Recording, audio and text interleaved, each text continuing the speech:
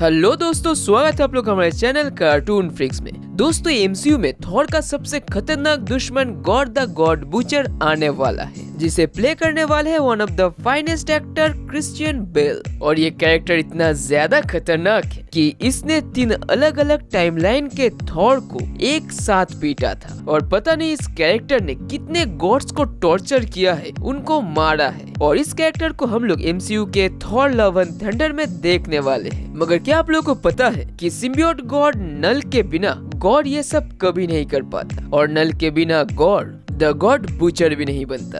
अब एमसीयू में तो नहीं पता, मगर कॉमिक्स में गॉड की कहानी नल और सिम्बियोट के साथ जुड़ी हुई है। और हो सकता है थॉर लव एंड थंडर में हमें एक नहीं बल्कि 3 थॉर्स देखने को मिले। डिटेल में जानने के लिए इस वीडियो को आखिर तक जरूर देखिएगा। सो ज्यादा ना पका के बिना किसी हिचकिचाहट के शुरू करते हैं आज की वीडियो। नहीं, ये सच नहीं हो सकता। गॉड, क्यों ये चोट असली नहीं लगी क्या? गॉड की कहानी शुरू होती है 3000 साल पहले बैरन नाम की एक प्लेनेट से। एक ऐसा प्लेनेट जहां जिंदगी जीना आसान नहीं था, जहां गॉड की प्रजाति स्टारवेशन यानी भूखमरी से पीड़ित थे। ना ही उन लोगों के खाने पीने का कोई पता था, और ना ही उनका खुद का कोई ठिकाना था। बस किसी तरह से अपने आप को जिंदा रखने के लिए खाने और पानी के तलाश में ये ट्राइब एक जगह से दूसरे जगह मंडराते रहते थे। ऊपर से ये प्लेनेट जंगली शिकारी जानवरों से भरा पड़ा था। गॉड जब एक छोटा बच्चा था, तब एक दिन उसके ऊपर सैंड टाइगर्स नाम के कुछ जानवर टूट पड़े थे, और गॉड को बचाने के लिए उसकी माँ उन जानवरों का सामना की। और उसी वक्त बचपन में ही गॉड ने अपनी माँ को खो दिया। उसकी माँ को जंगली जानवर मार देते हैं, जिसके बाद वो अपनी रिलीजियस कबीले के साथ ही बड़ा होता है, जिनके लिए जिंदगी जीने का मकसद सिर्फ था तो जिंदा रहना और अपने भगवान को पूजना और प्रे करना। हजारों मुसीबतों के बाद भी गॉड का कबीला और उसकी बीबी भगवान पे भरोसा रखने की बात करते थे। मगर भगवान से इतनी मिन्नतें करने के बाद भी भूखमरी, मौतें और सैडनेस तो मानो इनका पीछा ही नहीं छोड़ती थी। और एक दिन जब गॉड अपने झुंड के साथ यानी कबीले के साथ खाने और पानी के तलाश में ऐसे ही एक जगह से दूसरी जगह भटक रहे थे, तब गॉड की प्रेग्नेंट बीबी भूकंप के कारण पत्थरों के ऊपर से गिर के मर जाती है, और वो अपने बीबी और कोक के बच्चे को खो देता है। और इतना कम था कि चलते चलते गॉड के बाकी बच्चे भी भूख से एक एक करके मरने लगते हैं। मगर उनके कबीले वाले झुंड बस एक ही बात कहते थे कि भगवान से दुआ करो, भगवान हमारा ख्याल रखेगा, सब कुछ ठीक कर देगा। और अपने आखिरी बेटे अगार को गोदी में लेके गॉड उसे कहता है कि बस थोड़ा सा और सह लो, हम सभी एक जंगल की तरफ जा रहे हैं, और वहाँ पहुँचने के बाद फिर हम और कभी भी भूखे नहीं रहेंगे। मगर थोड़ी दूर जाने के बाद उसका आखिरी बेटा भी मर जाता है। उसका और अपना कोई नहीं था। गॉड अंदर से टूट चुका था, और उससे भी ज्यादा वो गुस्सा था। वो गुस्सा था इस प्लेनेट के गॉड्स के ऊपर, जिनको लोग पूछते थे। मगर उसके कबीले वाले बस भगवान से प्रे करते जा रहे थे कि अगर वो लोग प्रे करेंगे तो गॉड्स हमें सब कुछ देंगे, गॉड हमें बचाएंगे। मगर भगवान उनके भलाई के बारे में सोचना तो दूर, नजर उठा के भी उनकी तरफ नहीं देख रहे थे। और ऊपर से इस ट्रेजिक घटना के बाद गॉड का विश्वास भगवान से पूरी तरीके से उठ जाता है, क्योंकि अगर भगवान को हमारी फिक्र होती तो वो हमें ऐसे मरने नहीं देते। कोई भगवान नहीं है, गॉड्स एग्जिस्ट ही नहीं करते। और वो सभी कबीला वालों को भी ये बातें बताता है, जिसके फलस्वरूप उसे पत्थर मार के कबीले से बाहर निकाल दिया जाता है, और उसे पड़ा हुआ छोड़ के सभी आगे बढ़ जाते हैं। कबीले के रिलीजियस पंडितों के मुताबिक गॉड को अब छूना भी पाप था, जिसके बाद कमजोर पड़ चुका गॉड कुछ दिन तक किसी तरह से रेंग के आगे बढ़ता है। और जब वो सोच ही रहा था कि गॉड्स हेल हेवन ये सब कुछ झूठ है, तभी उसके सामने 2 भगवान एक दूसरे से लड़ते लड़ते जमीन पे आ गिरते हैं, जिनमें से एक गोल्डन कलर का गॉड था और दूसरा एक ब्लैक कलर का क्रिएचर, जो कि एक्चुअली नल था।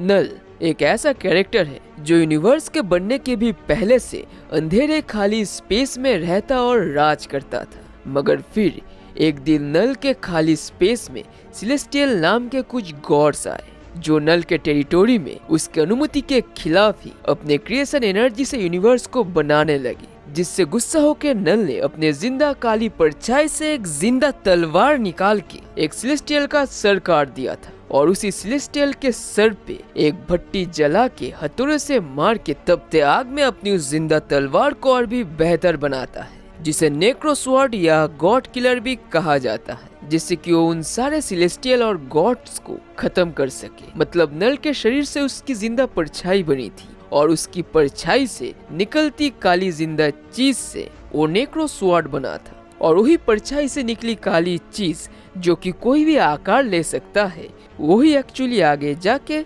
सिम्बियोट कहलाता है, जो कि सबसे पहला सिम्बियोट प्रजाति था। और अपने काली शैडो लाइक चीज से, जिसे आप प्राचीन सिम्बियोट भी कह सकते हैं, उससे अपना कवच बना के अपने गॉड किलर नेक्रोस्वर्ड के साथ वो एक के बाद एक गॉड्स को मारता रहा, और ऐसे ही एक गॉड से लड़ते लड़ते वो गॉड के सामने आ गिरा। और जब गॉड उनके सामने गया तब उसने देखा कि वो काला क्रिएचर यानी नल बेजान था, और वो गोल्डन कलर का गॉड भी मौत के करीब था, और वो गॉड से मदद मांगता है। और गॉड गुस्सा होकर कहता है कि मदद करूं तुम्हारी? तुमने सोचा भी कैसे? तुम कहाँ थे जब हमें तुम्हारी मदद चाहिए थी? कहाँ थे जब मेरे बीवी बच्चे मर गए, जब उनको तुम्हारी मदद चाहिए थी? और तभी गॉड के अंदर छुपा गॉड के प्रति नफरत और रेज को सेंस करके सिम्बियोट गॉड नल की काली नेक्रोस्वर्ड गॉड के हाथों में आ जाता है, और गॉड उससे उस गोल्डन गॉड को मार देता है। और नल के उस छोटा सा काला हिस्सा द नेक्रोस्वर्ड यानी सिम्बियोट के सबसे पहला सिम्बियोट स्पीसीज के साथ बॉन्ड करके गॉड उड़ के वहां से निकल पड़ता है, दुनिया के सारे गॉड्स से अपना बदला लेने, उन्हें मारने, और वो बनता है गॉड द गॉड बूचर। जिसके बाद वो कई सारे अलग अलग गॉड्स को कैद करके उनको टॉर्चर करता है, उनसे गुलामी करवाता है और आखिर में मार देता है। और उस तरफ नल गॉड के उस हादसे के बाद एक प्लेनेट में 100 साल से रेस्ट लेके अपने आप को उस जंग के बाद हील करता है, और गॉड के उस हादसे के बाद इस रिकवरी स्टेज में उसे ये समझ में आता है कि उसकी परछाई या परछाई से निकलती वो काली चीज, जिसे आज हम लोग सिम्बियोट कहते हैं, वो दूसरे जीवों के साथ बॉन्ड कर सकता है। और उसे मॉडिफाई करके नल ने सिम्बियोट बनाया और दूसरे जीवों के साथ बॉन्ड करके उनका गॉड, उनका हाइव माइंड बना, जो एक जगह पे बैठ के ही सारे सिम्बियोट्स को कंट्रोल कर सकते हैं, उनके जरिए देख सकता है और उनके साथ कनेक्ट कर सकता है। जो कहानी आपको डिटेल में इस वीडियो में मिलेगी। मतलब कह सकते हो गॉड द गॉड बूचर एक तरीके से सिम्बियोट का पहला होस्ट था, और इस तरफ कई हजारों गॉड्स को मार के उनके ताकतों को एब्जॉर्ब करके गॉड द गॉड बूचर बहुत ही ज्यादा ताकतवर बन चुका था, जिसे रोकने के लिए 3 अलग अलग टाइमलाइन के थॉर एकजुट हुए और बहुत ही मुश्किल से गॉड द गॉड बूचर को हरा के उसे मार डाला। मगर अनवर्दी थॉर में जब निक फ्यूरी ने थॉर को कहा कि गॉड सही था, तब थॉर अनवर्दी हो गया, बल्कि कह सकते हो वो अपने आप को अनवर्दी समझने लगा, क्योंकि वो जानता था कि गॉड से नफरत करता था, क्योंकि गॉड्स उन जैसे छोटे जीवों को बना के भूल जाते हैं, उनकी कोई फिक्र नहीं करते। वो लोग गॉड्स को पूछते हैं मगर गॉड्स उनको लेके सोचते भी नहीं, जो कि एक्चुअली एक गॉड की पहली प्रायोरिटी होनी चाहिए। मगर गॉड्स तो बस अपने ही बीच की अयासी और अपनों के ही बीच में ही जंग लड़ने में बिजी रहते हैं। और थॉर, ओडिन, इन सब की कहानी भी ऐसी ही होती है। वो अपने ही लेवल के जंग और मारपीट को लेके बिजी रहते हैं। वो कभी भी कोई मामूली इंसानों के बीच आके किसी की मदद नहीं करते। अब गॉड की सोच सही थी या गॉड्स की सोच सही थी? किसकी बात सही थी?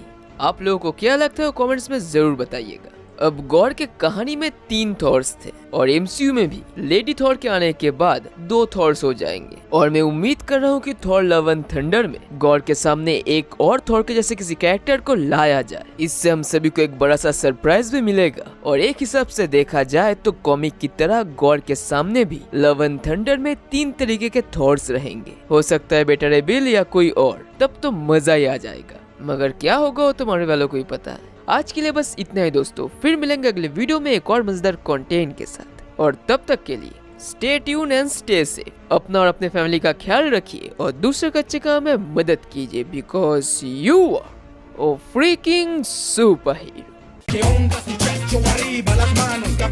moreno penetra tu barrio. Le enseño a rola cero rock.